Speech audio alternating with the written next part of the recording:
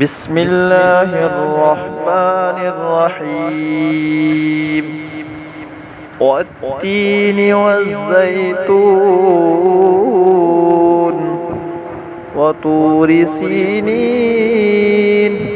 وهذا البلد الأمين لقد خلقنا الإنسان